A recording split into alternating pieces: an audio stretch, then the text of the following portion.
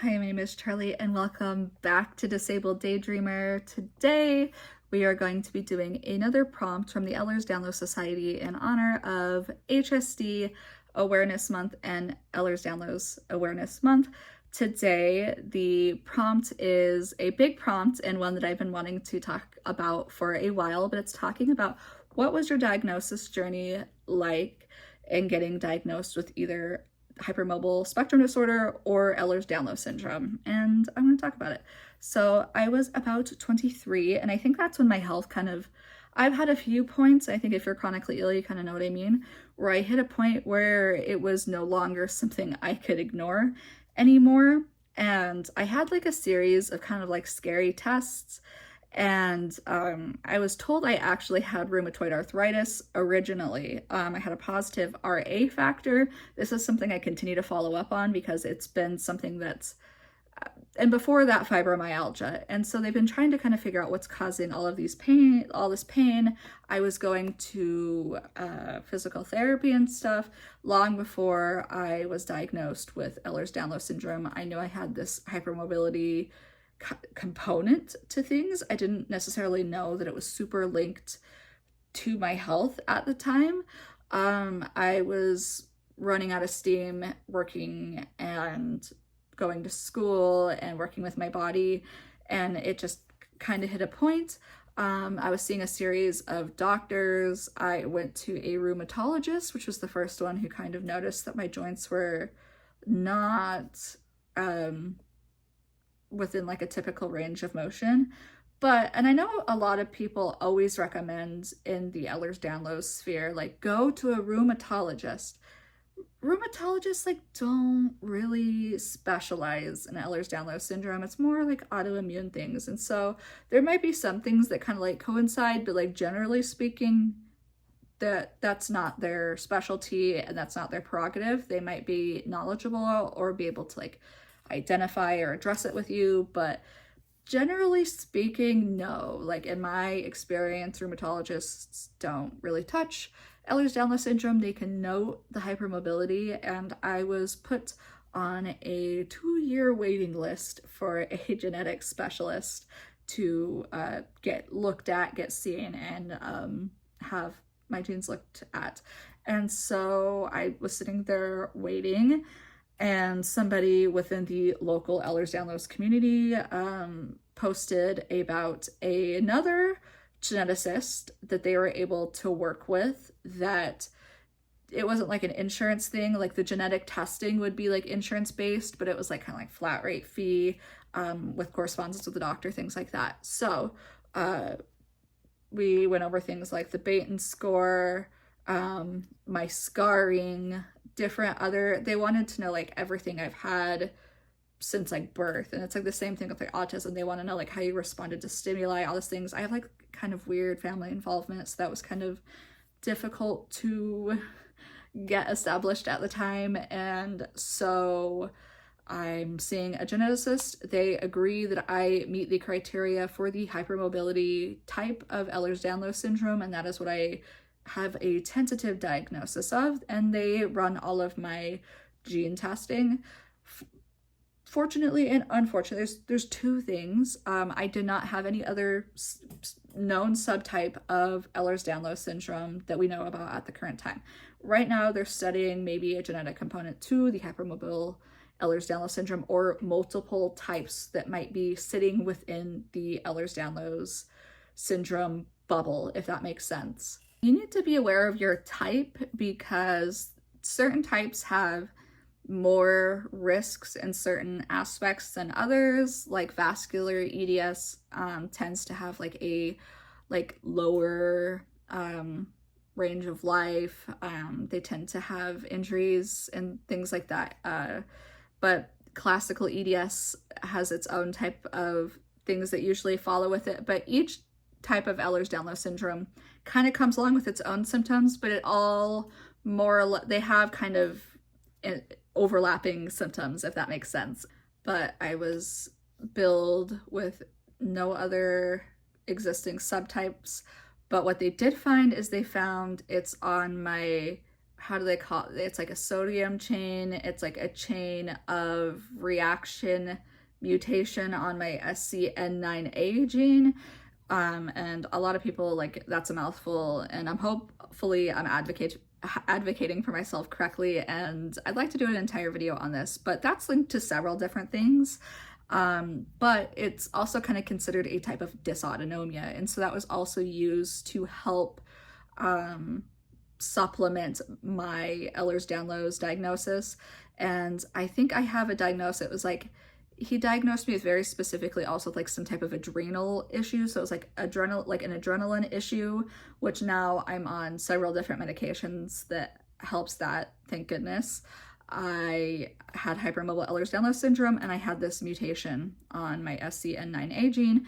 And there's many different types of mutations on this gene. If you've ever like watched like one of those like documentaries where it's like, this guy can't feel hot or pain, he probably has a mutation on his SCN9A gene. It has to do with pain receptors, and so I kind of have the opposite. I likely experience more pain than the average person. So I don't have seizures from it. It's tied to some forms of seizures. It's tied to something called erythromyalgia, which I do have. And basically, this one's like kind of hard. It's like, again, it's like a vascular restriction thing, but my feet get so incredibly hot. My ears too. I've gotten it in my feet, individual toes, and my ears. And what essentially happens is your body, it produces almost like a physical heat, and it hurts and it burns, and it's all attached. I don't think that they've like fully linked it like this causes it all the time. Erythromyalgia I think can come up from different reasons or whatever, but mine is likely linked to my SCN9A gene mutation, which is also, again, a dysautonomic type condition. A lot of people talk dysautonomia and they're like, POTS. Yes, I have POTS. And so moving on, I'm diagnosed with all of this stuff. What do I do? A lot of people in the area were seeing basically a singular internist that had some knowledge. And so he was able to get some tests scheduled for me. I did a tilt table test. I was diagnosed with POTS. They did like, I had to pee in a jug for, I can't remember, I think it was like 72 hours, and I had to put it back in the fridge. I'd have to pee in like a hat, put it in the jug, and then put it in my fridge next to my drinkies. Ugh. It's like, don't ever do it, like go to the GI doctor too. It's worse. Is this too much? Maybe stop here if you don't like conversations like this. But I had to do a stool sample, and they're like, put this in the freezer. And it's like this little tube that you had to like scoop it out with. And they're like, put it in the freezer. And I'm like, that's great. But, so they kind of helped set me up with some care, and kind of got me started on some meds. And I'm not on a lot of those meds anymore, but it really was like a step in the right direction. He really took me seriously. Appointments would last. I had to pay like out of pocket, but it was very thorough. Sometimes the appointments would take multiple hours, which is very unheard of. He doesn't work with insurance. He's a very knowledgeable guy. He's a very interesting guy. I've talked, I don't know. I'm sure if some people are from the area, they might know who I'm talking about, but, you know, there was some caveats to him being knowledgeable about my condition. I'm from Utah, and Utah's known for some things. Religious majority is one of them.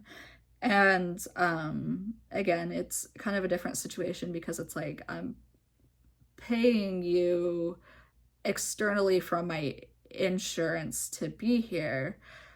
So it's kind of the Wild West here, my friends. But he would ask to pray before every doctor's appointment. And it's like, I don't really know like where I align myself like religiously. Maybe that's a video I could do. It's like a whole existential deep dive into my brain. But you know, I don't necessarily want to pray for my health before a doctor's appointment. That makes me extremely uncomfortable. And then it would get to the point where if I said I was doing well on like a med, it would be like, I can't remember what I said. I said, oh, thank you. You know, that med seems to be doing the job. He's like, and don't forget. And I was like, of course, whatever it takes to get healthcare. Yes, of course, yes. Amen. Yes, please. Yeah, that was a whole thing. But I moved to the great state of Florida. And Florida doesn't have a lot of, I'm struggling to find EDS aware doctors right now. I mainly see a cardiologist because POTS is my main symptom. I see off and on podiatrists. I was seeing a pain management specialist that was like, I have to go, I think, to a whole back specialist because he was just kind of treating the symptoms with injections. But I have like multiple like degenerative discs. I have multiple like disc bulges. I have a tear. I have like bone spurs in my back. So call me Sergeant Bone Spurs because youch, my back hurts and that's something I need to get dealt with. But there is a lot of things like I need to figure out with my health once again. And I want to do an entire video that's like, before disabled person, stop. Before you move, look into these things for wherever you're going if you have the choice. Because I think there's a lot of things I just assumed because, I mean, I've moved before and it was close to where I lived, kind of, but, you know, healthcare was similar. And I feel like in Florida, it is the wild, wild west. And I'm taking it a day at a time. But right now I have a very good cardiologist team, looking for a good primary care provider, and I have my podiatrist, and that's kind of where we're at right now. And then I see somebody for psychiatry, and one of the medications they give me, and my like GI doctor, everybody's in on this, it's a good idea, but it's like a antidepressant that also helps with like stomach issues and pain. And so I'm on something like that. I'm on things to calm my nervous system. I'm on things like beta blockers. And so that's kind of like the big problems I have is, right, it's like my nervous system, my pain, my instability, my ankles, the POTS. And so it's just a matter of lining up doctors that understand or doctors that aren't going to leave, because it's kind of like a really weird, volatile time medically. I don't know if anyone else is feeling the same way. Kind of where we sit right now, I know I have these things. Has getting a diagnosis made it easier? In some ways, yes. I was diagnosed 7 years ago. And when I was diagnosed 7 years ago, I would go to doctors and the response I would get would be like, how do you spell that? Like, what is that? Now the response I get is kind of, and I don't know if it's just like Reddit culture, like I don't know where these doctors are hanging around, but they're like, who told you that you have that? And it's like, I sign over all of my medical documents every single time. It's like they likely have access to it. They either haven't requested it or haven't looked.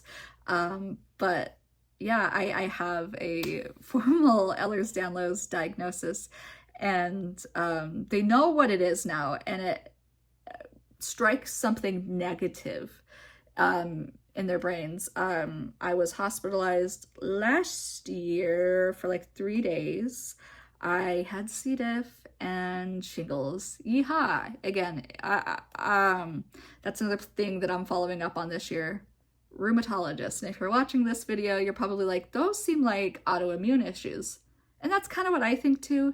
I don't know. I'm not a doctor, but I really think I need to speak to a rheumatologist and just triple check we're not like, there's not something progressive that we can be taking care of. And so it's always like, when you have Ehlers-Danlos syndrome, it's always like you're plugging holes on a sinking ship. Like, hooray, I got my my heart rate levels, my blood pressure levels are doing magnificent on this new medication. But I fall because my ankles are too unstable, or I have issues with my organs already. Like, again, my stomach's already like herniated, things like that. And so it's just showing that I have like kind of like poor collagen function throughout my body. And so how will that affect me? I don't know. And how much do doctors take that Ehlers-Danlos syndrome diagnosis in account? It just depends on the doctor. Some doctors are very interested in it still. I went to one GI doctor who was like, Ehlers-Danlos syndrome, that's the bendy one, right? Can you do like really weird things? Bendy disorder, it's like, do you want me to like do little party tricks? Like, you want me to show you? Do you want me to perform for you? Anyway, that GI doctor, more or less, I had a reaction to the medication for the colonoscopy, and they kind of like, I don't want to say, again, I don't want to say like left me for dead, but they kind of did. They weren't responding at what I'm supposed to do. I'm like projectile vomiting multiple times. And they're trying to have me come in like the next day. I'm like, I'm in the ER. But anyway, we're going on a huge tangent.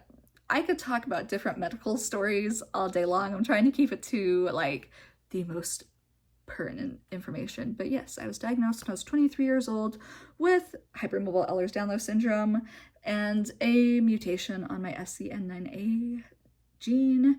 I have overlapping conditions, and you know, we find out new things all the time. It's always a surprise in this body. It's like Schrodinger's body. Is it gonna be okay, or is there a new diagnosis under there? We'll see. We'll never know until the doctors run the tests.